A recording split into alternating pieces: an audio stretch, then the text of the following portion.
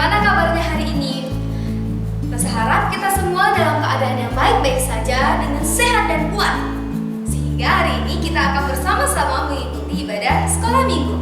Mari bersama-sama kita memulai sekolah minggu kita dengan semangat.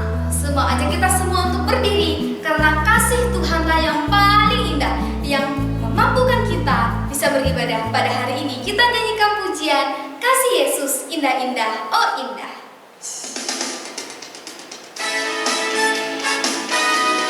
Kita semua dengan sukacita berdiri menyanyikan pujian ini ya.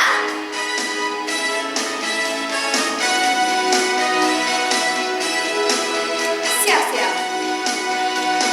Kasih Yesus indah-indah, oh indah. Kasih Yesus indah-indah, oh indah. Sekali lagi, kasih Yesus.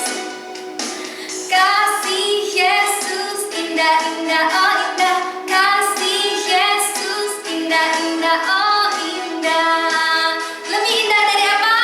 Lebih indah dari pelangi, lebih indah dari bintang di langit, lebih indah dari bunga di padang. Oh Yesusku, lebih indah dari pelangi, lebih indah dari bintang di langit, lebih indah dari bunga di padang. Oh Yesusku, kita nyanyikan lagi. Kasih Yesus indah-indah, oh indah. Kasih Yesus indah-indah, oh indah. Kasih Yesus indah-indah, oh indah. Kasih Yesus indah-indah, oh indah. Lebih indah dari pelangi, lebih indah dari bintang di langit, lebih indah dari bunga di padang. Oh Yesusku, lebih indah dari pelangi, lebih indah dari bintang di langit, lebih indah dari bunga di padang. Oh Yesusku, lebih indah dari pelangi, lebih indah dari bintang di langit, lebih indah dari bunga di padang. Oh Yesusku, lebih indah dari pelangi, lebih indah dari bintang di langit, lebih indah dari bunga di padang. Oh Yesusku, lebih indah dari bunga di padang. Oh Yesusku. Mari kita semua berdoa, kita tangan tutup mata. Tuhan Yesus, kami bersyukur karena kasih Tuhan yang begitu besar. Kami diberikan kesempatan untuk beribadah hari ini. Kiranya Tuhan tolong kami, Tuhan berkati kami, sehingga kami boleh mengerti setiap firman Tuhan yang akan disampaikan dengan baik. Tuhan juga tolong kami supaya bisa menyanyikan pujian-pujian dengan baik. Di dalam nama Tuhan Yesus kami berdoa. Amin. Nah adik-adik, tadi Lose bilang kasih Yesus itu sangat indah. Bukan hanya sangat indah, tetapi kasih Tuhan Yesus itu sangat kokoh dan setia. Nah, sangat kokoh maksudnya apa ya? Adik-adik pernah lihat gunung? Gunung itu yang besar dan juga kokoh. Tapi gunung yang besar dan kokoh itu pun bisa bergerak. Kalau ada terjadi gempa bumi misalnya, bisa berpindah tempat. Nah, kasih Tuhan Yesus itu sangat kokoh melebihi gunung-gunung itu. Walaupun gunung bisa beranjak, bisa berpindah tempat, tapi kasih Tuhan Yesus tidak. Karena kasih Yesus sangat kokoh dan sangat setia. Mari kita menyanyikan pujian ini, biarpun gunung-gunung beranjak.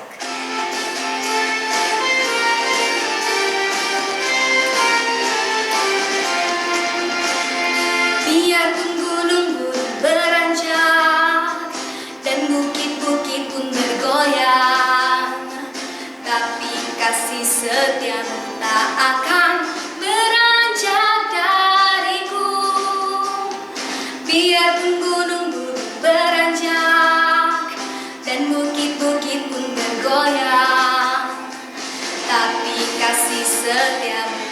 akan beranjak dariku. Tak akan beranjak, tak akan bergoyang. Tak akan beranjak, tak akan bergoyang. Demikianlah firman Tuhan yang mengasihiku. Sekali lagi kita nyanyikan. Biarpun gunung-gunung beranjak dan bukit-bukit pun bergoyang, tapi kasih setiamu tak akan beranjak dariku. Biarpun gunung-gunung beranjak dan bukit-bukit pun bergoyang, tapi kasih setiamu tak akan beranjak dariku. Tak akan beranjak, tak akan bergoyang. Tak akan beranjak, tak akan bergoyang. Demikianlah firman Tuhan yang mengasihiku. Tak akan beranjak, tak akan bergoyang. Tak akan beranjak, tak akan bergoyang. Demikianlah firman Tuhan yang mengasihiku. Betul sekali adik-adik, kasih Tuhan itu tidak akan beranjak dan tidak akan bergoyang. Tadi di dalam lagu itu ada satu kata yang disebutkan, yaitu setia. Kasih setia. Apa ya artinya setia itu? Adik-adik tahu nggak? Nah adik-adik, setia itu artinya patuh, taat, dan menepati janji.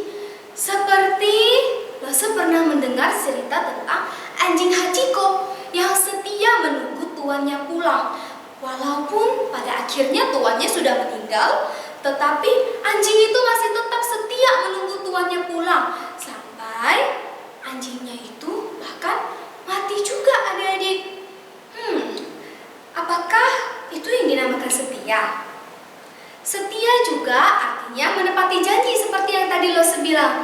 Contohnya, janji sama teman, besok kita akan belajar bersama ya. Misalnya pakai WA atau pakai Zoom. Terus janji sama papa dan mama, aku akan bantu papa dan mama bersihkan rumah. Terus janji apa lagi? Janji sama Tuhan Yesus. Janji sama Tuhan Yesus bilang, Tuhan Yesus, saya mau datang ke sekolah minggu setiap minggu. Saya mau beribadah dengan baik. Janji saya mau ikut Tuhan Yesus sampai saya tidak ada lagi di dunia ini. Janji itu harus ditepati. Dan hari ini kita akan belajar tentang setia. Mari kita mempersiapkan diri untuk mendengarkan firman Tuhan dengan menyanyikan pujian Yesus Sahabatku. Karena Tuhan Yesus sudah setia sampai mati di atas kayu salib, ayo kita juga mau setia kepada Tuhan. Yesus Sahabatku, kita nyanyikan lagu ini. Yesus sahabatku, kau mati bagiku, besarlah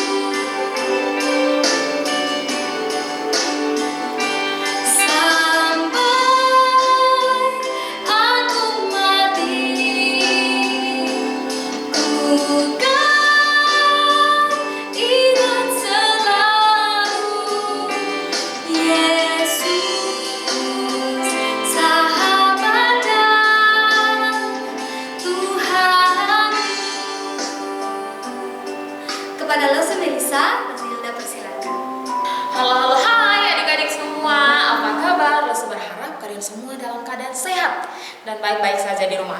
Oke, tadi kita sudah memuji Tuhan bersama dengan Losa Hilda. Tiba saatnya kita akan mendengarkan firman Tuhan. Nah, tema firman Tuhan hari ini Losa berikan tema, aku mau jadi anak yang setia. Aku mau jadi anak yang setia. Oke, tanpa berlama-lama lagi, tiba saatnya kita mau dengarkan firman Tuhan. Tapi sebelum itu kita mau doa terlebih dahulu. Mari Losa mengajak kita tundukkan kepala, kita mau berdoa. Tuhan, kami bersyukur Tuhan baik bagi kami. Kami mau belajar tentang firman-Mu hari ini. Kami sudah memuji Tuhan, tiba saja kami akan mendengarkan firman-Mu. Mohon Tuhan berkati kami, berikan kami fokus yang baik supaya kami bisa mendengarkan firman-Mu dan kami bisa melakukannya dalam kehidupan kami setiap hari. Tuhan berkati Losa Melisa akan bercerita sehingga apa yang Losa sampaikan bisa kami mengerti, dan bukan itu saja tetapi kami bisa melakukannya dalam kehidupan kami setiap hari. Terima kasih Tuhan, haleluya, amin. Aku mau jadi anak yang setia. Untuk mengawali cerita hari ini, Losa akan menceritakan sebuah kisah tentang seorang anak yang setia sampai akhir hidupnya. Siapakah dia? Ini dia orangnya. Nah, anak ini bernama Roy Ponto. Anak ini bernama Roy Ponto. Dia berasal dari Ambon, Pulau Ambon. Kalau adik-adik di sekolah belajar tentang geografi atau belajar tentang pulau-pulau di Indonesia pasti tahu Pulau Ambon itu ada di mana. Nah, adik-adik, pada tahun 1999 itu terjadi kerusuhan di Pulau Ambon. Terjadi kerusuhan atau peperangan di Pulau Ambon. Nah, pada saat itu Roy Ponto bersama dengan teman-temannya atau bersama dengan teman-teman gerejanya sedang mengadakan retreat. Pada saat mereka selesai mengadakan retreat, mereka mau pulang ke tempat mereka, mau pulang ke tempat asal mereka. Pada saat mereka sedang dalam perjalanan, mereka terjebak di dalam kerusuhan. Kerusuhan pertama yang mana terjadi peperangan antar umat Muslim dan umat Kristen. Pada saat itu mereka terjebak, tiba-tiba mereka didatangi oleh beberapa orang yang bersenjata, adik-adik. Mereka didatangi oleh beberapa orang yang sedang memegang pedang, sedang memegang parang, pokoknya senjata-senjata tajam. Pada waktu mereka didatangi, Roy Ponto dan teman-temannya pada saat itu mereka diminta untuk menyangkal iman mereka, atau mereka diminta supaya mereka jangan mengakui Tuhan Yesus sebagai Tuhan dan Juru Selamat. Hei, sangkal imanmu. Tetapi pada saat itu adik-adik tahu, Roy Ponto justru dia katakan begini, Beta Laskar Kristus. Adik-adik, beta itu ada artinya saya. Orang Ambon atau orang Kupang itu kalau ngomong saya, aku, itu pakai beta. Jadi dia bilang, Beta Laskar Kristus. Beta Laskar Kristus. Saya Laskar Kristus.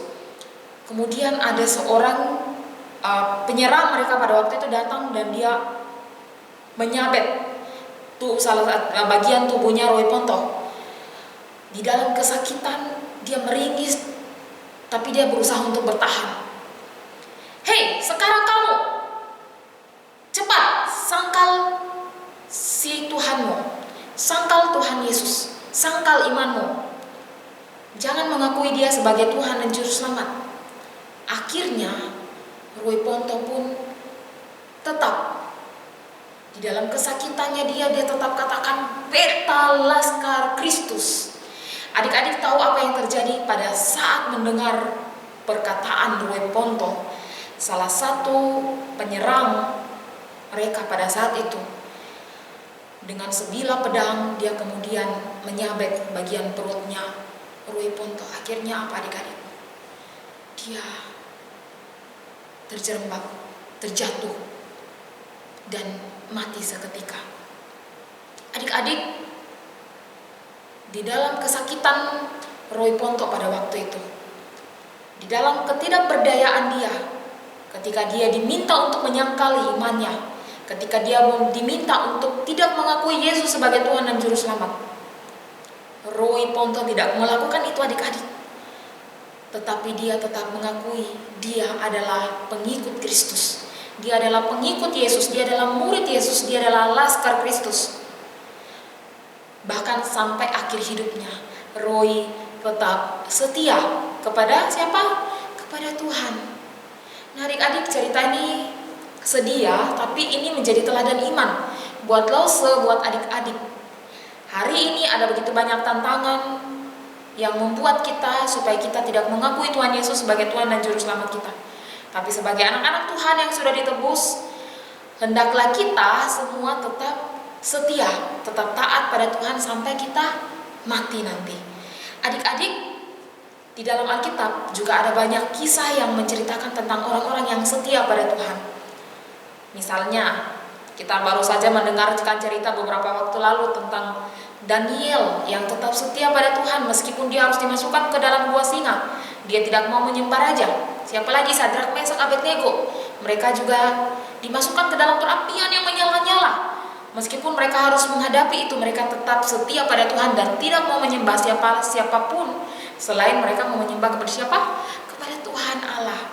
Nah hari ini Lause mau ceritakan salah satu kisah tentang seorang perempuan juga yang tetap setia kepada Tuhan dan dia rela meninggalkan Allah dia di masa lalunya dan dia mau ikut Tuhan.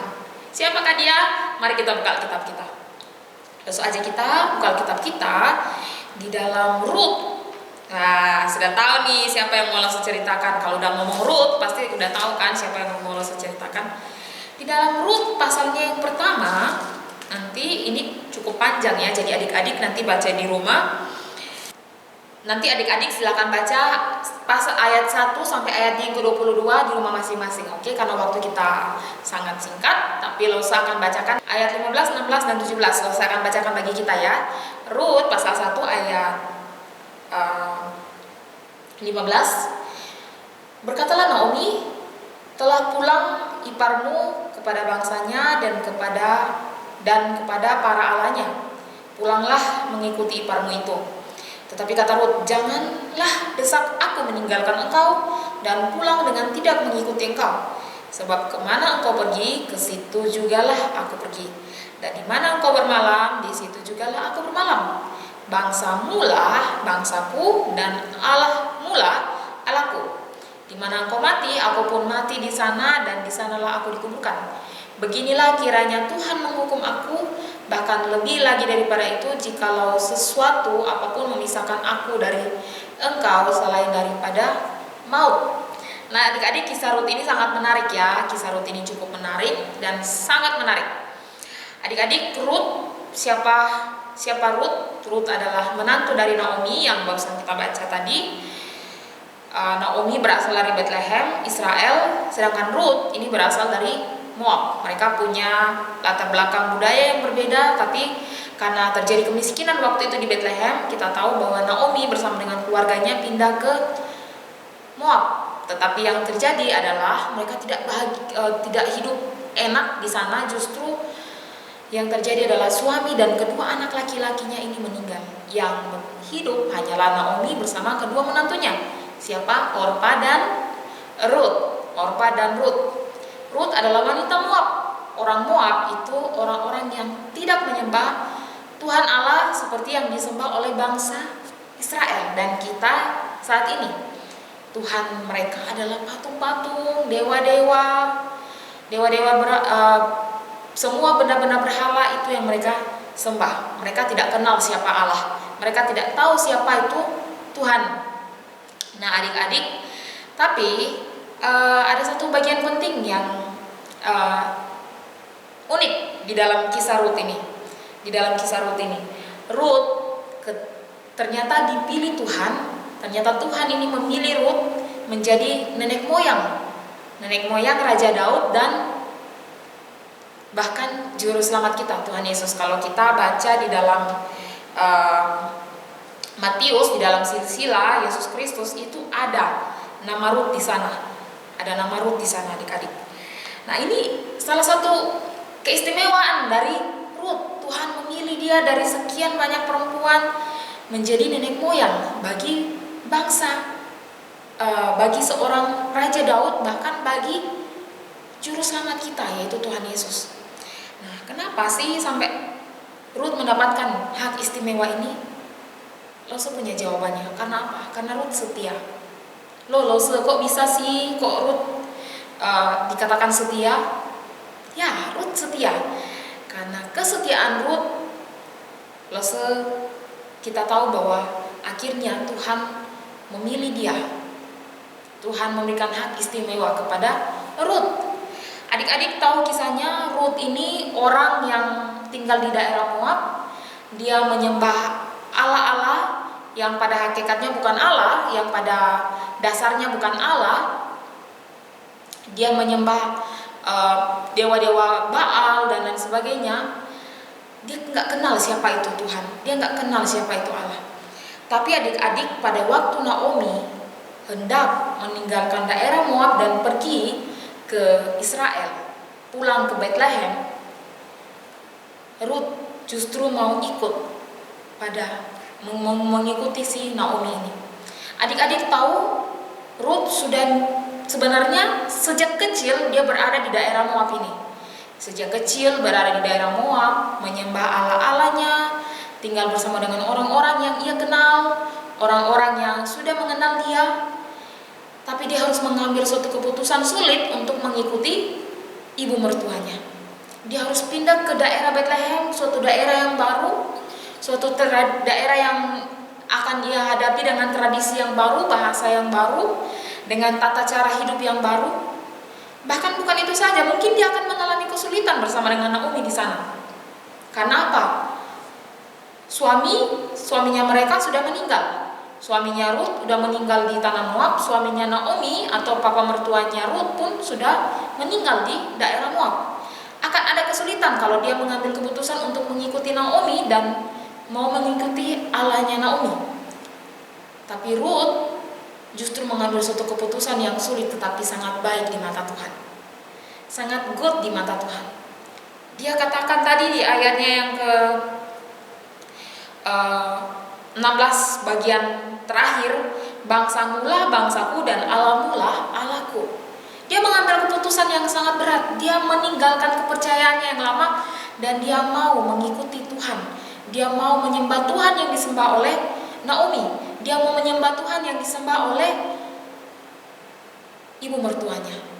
Adik-adik, suatu keputusan yang sulit, tapi Rut mau tetap setia. Akhirnya apa? Dia mengikuti ibu mertuanya pulang ke Bethlehem. Tapi di sana Tuhan tidak pernah meninggalkan mereka. Karena kesetiaan Rut, Tuhan tetap memelihara kehidupan mereka. Bahkan Rut menikah dengan Boaz yang adalah masih sanak famili, masih keluarga dengan Naomi. Akhirnya Boaz yang menikahi Rut dan hidup Rut pun terjamin bersama dengan Naomi. Bahkan dari keturunan mereka lahirlah Raja Daud, bahkan Tuhan Yesus. Adik-adik, kesetiaan Rut ini harusnya menjadi teladan bagi setiap kita orang percaya. Dia nggak pernah kenal siapa Tuhan itu, dia nggak pernah kenal siapa Allah yang kita sembah, tapi dia mau setia kepada ibu mertuanya dan dia mau setia kepada Allah yang disembah oleh ibu mertuanya. Adik-adik, mari kita juga belajar setia. Loh, bagaimana bagaimana saya harus bisa setia? Bagaimana caranya? Langsung mau ajarkan kita hari ini belajar untuk setia kepada Allah dan kepada sesama kita. Contoh setia kepada Allah itu gimana sih, Satu, ingat ya, berdoa. Dengan berdoa kita udah setia sama Tuhan. Kemudian yang kedua, baca Alkitab. Dengan baca Alkitab kita belajar setia dan taat sama Tuhan. Kita bisa tahu apa yang Tuhan mau dan apa yang tidak Tuhan sukai. Itu dari Alkitab. Misalkan, jangan mencuri itu dosa. Ada di dalam Alkitab. Jangan berbohong, jangan melakukan dosa-dosa lain, itu ada di dalam Alkitab. Jadi semakin kita baca Alkitab, semakin kita tahu apa yang Tuhan kehendaki. Kita semakin tahu apa yang Tuhan mau dalam kehidupan kita. Nah, adik-adik, selain baca Alkitab, kita juga harus rajin sekolah minggu. Rajin sekolah minggu sebagai bukti kesetiaan kita kepada siapa? Kepada Tuhan. Rajin mengerjakan mengerjakan aktivitas, rajin menghafal ayat, itu juga bukti kesetiaan kita kepada siapa? Kepada Tuhan.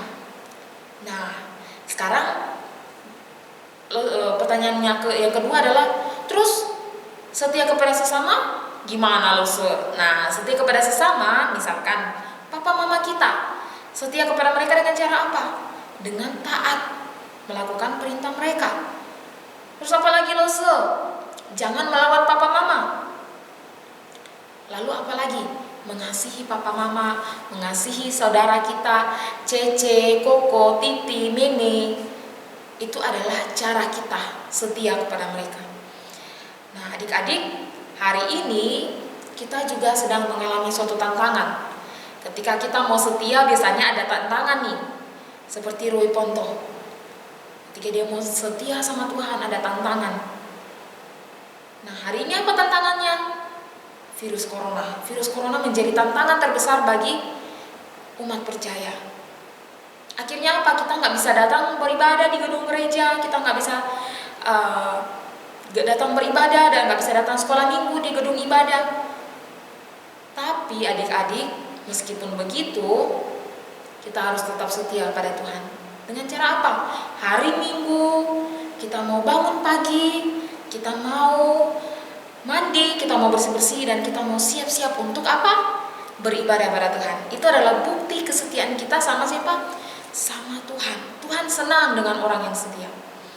Kenapa kita harus setia? Alasan yang pasti kenapa kita harus setia, karena Tuhan Yesus telah terlebih dahulu setia kepada kita. Loh, kok bisa sih lo? Iya dong, Tuhan Yesus sudah setia terlebih dahulu pada kita. Buktinya apa? Buktinya Tuhan Yesus mati di atas kayu salib. Untuk siapa? Untuk lo, untuk adik-adik semua. Kalau Tuhan waktu itu karena rasa sakit dicambuk, terus Tuhan ngomong, Tuhan Allah cukup sampai di sini, aku nggak mau lagi, aku nggak mau menjadi penyelamat bagi dunia. Kita masih jadi orang berdosa sampai hari ini. Tapi puji syukur Tuhan memberikan teladan yang baik tentang kesetiaan. Tuhan setia bahkan mati di atas kayu salib. Supaya apa? Supaya Lause dan adik-adik semua kita diselamatkan. Karena Tuhan udah setia terlebih dahulu, Tuhan memberikan teladan bagi kita. Supaya apa? Lause dan adik-adik pun belajar setia. Tetap setia sampai kita mati nanti, tetap setia sampai akhir hidup kita. Seperti pujian Yesus sahabatku, kita mau jadikan Tuhan Yesus sebagai sahabat dan Bapa kita. Sampai ku besar nanti, sampai aku mati, ku kan ingat selalu Yesus, sahabat dan Tuhanku. Tetap pegang ini. Jadikan Tuhan sebagai Tuhan dan Juru Selamat kita sampai kita mati nanti. Oke, kita mau tundukkan kepala, langsung aja kita berdoa. Tuhan, kami rindu setiap kami, kehidupan kami, apapun kondisi hari ini, kami mau belajar tetap setia pada Tuhan. Seperti cerita Alkitab tadi, Ruth yang mau setia pada Tuhan meskipun dia harus meninggalkan masa lalunya, meninggalkan kenyamanannya, meninggalkan kenikmatan yang sudah dia nikmati selama ini. Tapi dia mau mengambil keputusan terberat dan dia tetap mau mengikut Tuhan. Dia mau tetap setia menyembah Tuhan yang disembah oleh Naomi. Dia mau menjadikan Allah Naomi sebagai Allahnya juga. Dan kami tahu Tuhan mencintai setiap anak-anak Tuhan yang mau setia, yang mau belajar setia. Tuhan, kami juga mau belajar dari Roy Ponto. Kami mau belajar tentang teladan iman. Kami mau menjadi anak-anak yang setia sampai akhir hidup kami. Kami mau menjadikan Kristus sebagai Tuhan dan satu-satunya Juru Selamat dalam kehidupan kami. Dalam nama Yesus kami berdoa. Amin. Oke adik-adik, kita sudah mendengarkan firman Tuhan. Tiba saatnya kita mau menghafal ayat. Hafalan ayatnya nanti direkam, divideokan, nanti kirim ke grup Kids Ministry ataupun ke Lause. Oke? Kita mau menghafal ayat dari Amsal pasalnya yang ketiga, ayatnya yang ketiga. Amsal 3 ayatnya yang ketiga. Amsal 3 ayatnya yang ketiga. Janganlah kiranya kasih dan setia meninggalkan engkau. Kalungkanlah itu pada lehermu dan tuliskanlah itu pada loh hatimu. Biarlah kasih dan kesetiaan terus ada di dalam kehidupan kita. Sampai kita besar, sampai kita mati nanti, kita mau tetap setia pada Tuhan. Nah adik-adik, untuk aktivitas minggu ini Lause minta kalian kirimkan 2 gambar atau 2 foto. 1, gambar kesetiaan kepada Tuhan. Contoh, ketika kalian sedang baca Alkitab, mungkin kalian di foto, kemudian kirimkan, atau mungkin kalian sedang berdoa, atau kalian pas ketika sedang beribadah, Lause minta 1 gambar kesetiaan kepada Tuhan dan 1 gambar kesetiaan kepada sesama. Misalkan sedang mengerjakan tugas atau sedang membantu papa mama. Jadi ada 2 foto yang harus kalian kirimkan.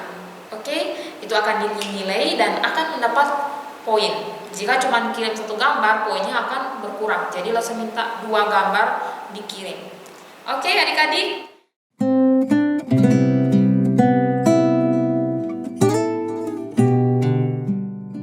1 Timotius 4 ayat 4.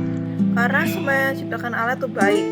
Tidak ada yang harap jika diterima dengan ucapan syukur.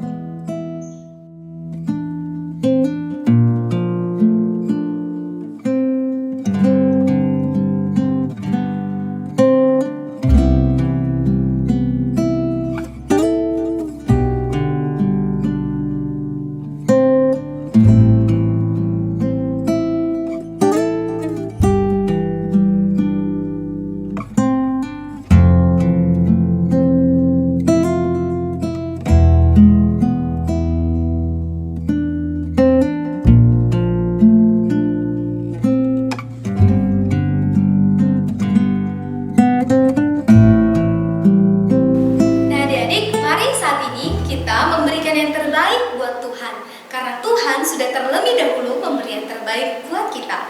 Kita sambil menyanyikan pujian Sungai Sukacitamu.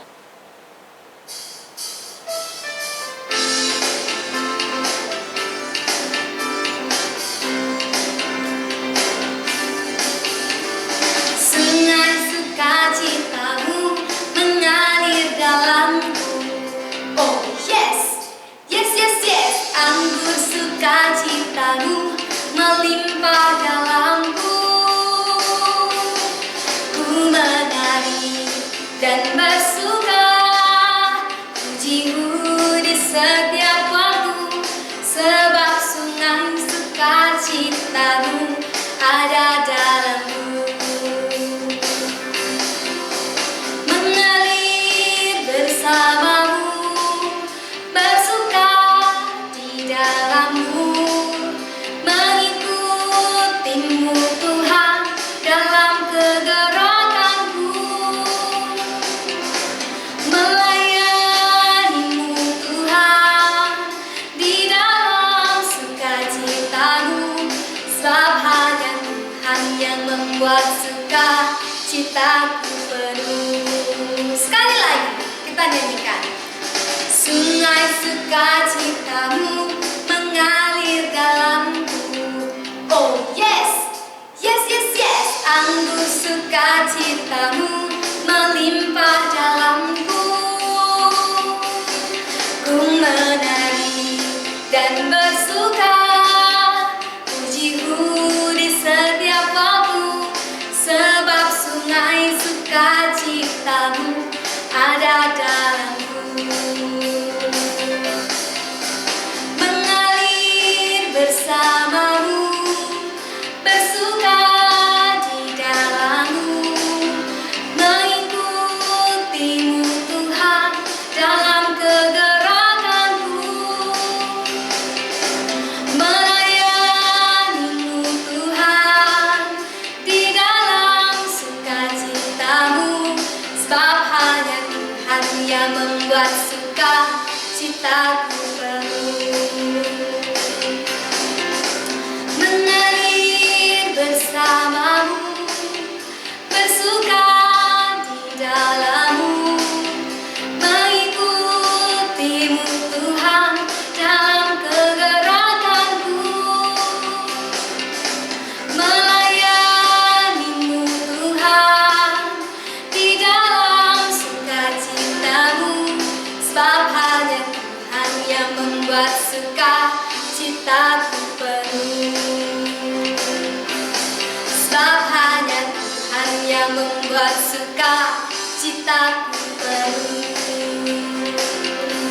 Sebab hanya Tuhan yang membuat suka citaku penuh. Mari kita berdoa.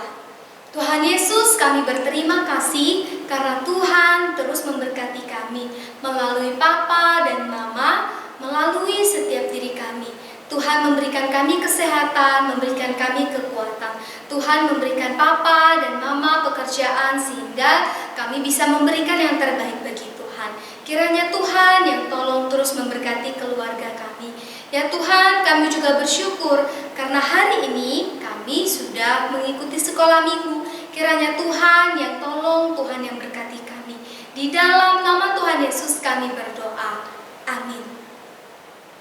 Sampai jumpa. Bye-bye. Selamat hari Minggu. Tuhan Yesus memberkati. Tetap semangat. God bless.